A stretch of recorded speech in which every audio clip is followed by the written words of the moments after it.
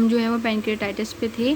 तो इसमें हमने ये पढ़ा था कि जो पैनक्रेटाइटिस है उसके 3 रीज़न्स होते हैं। एक तो ये कि मतलब जो आपके जो स्मॉल इंटेस्टाइन के जो डिसऑर्डर्स होते हैं उसके पीछे 3 रीज़न्स होते हैं। एक तो ये कि एक बंदे को जो है वो उस पैनक्रियाज में जो इन्फ्लेमेशन है, दूसरा ये कि उसकी जो पैनक्रेटिक डक्ट है वो ब्लॉक है गॉल स्टोन की वजह से, और तीसरी चीज़ ये कि उसका जो है हमने किसी रीज़न ट्यूमर वगैरह की वजह से उसका पैनक्रियाज का जो हेड है वो रिमूव कर दिया है। अब पैनक्रेटाइटिस के बारे में पढ़ते हैं कि वो क्या होता है। इन्फ्लेमेशन ऑफ पैनक्रियाज, और ये इन्फ्लेमेशन ऑफ पैनक्रियाज है वो एक्यूट भी होती है, क्रोनिक भी होती है।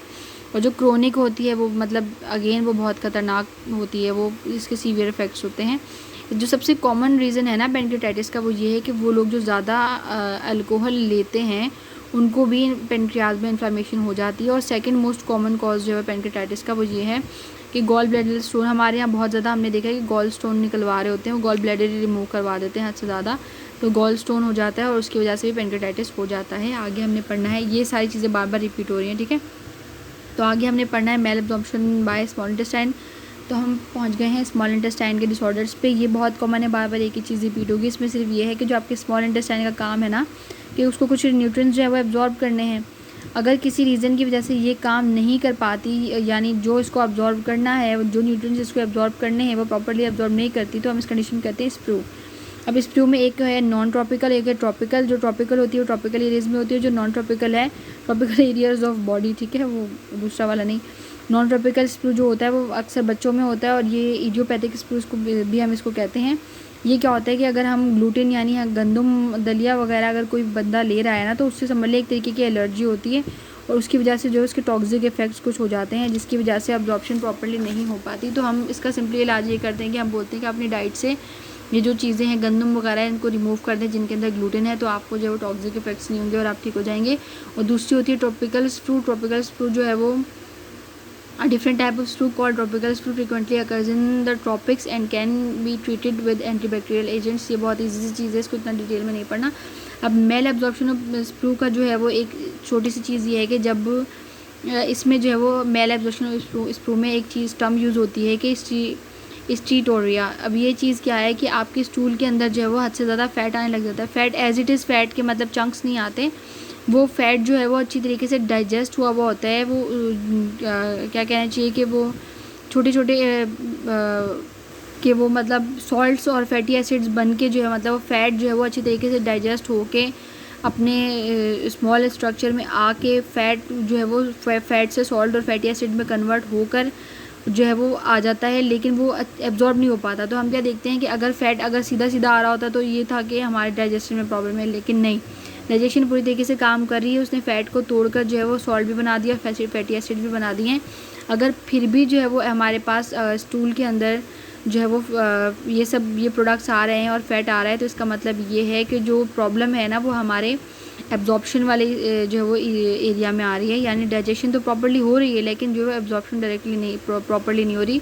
तो ये जो टर्म है स्टीटोरिया, इसका सिंपली मकसद ये है कि excess of fat in the stool, और इससे ज़्यादा इसमें कुछ पढ़ने वाला नहीं है, ठीक है। Disorder of large intestine, constipation बहुत कॉमन चीज़ है। Constipation means slow movement of faeces through the large intestine. आपके लार्ज इंटेस्टाइन के अंदर आपके जो फीसिस बन गए हैं, जो आपका कायम जो है वो खुश्क होकर उसके इलेक्ट्रोलाइट्स और वाटर निकल कर जो फीसिस बन गए हैं वो लार्ज इंटेस्टाइन में स्लो मूव करें, इसको हम कहते हैं कॉन्स्टिपेशन।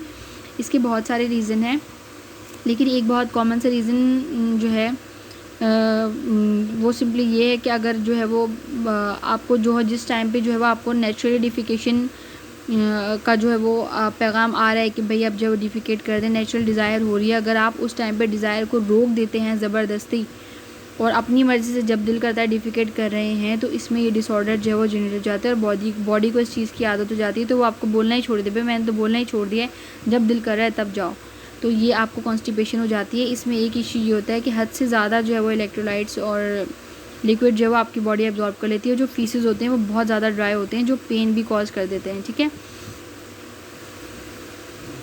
पेन भी कॉज कर देते हैं। और इनको अगर ये लॉन्ग टर्म हो जाए तो इसकी वजह से काफ़ी सारे ट्यूमर्स, अल्सर्स वगैरह भी हो सकते हैं, ठीक है।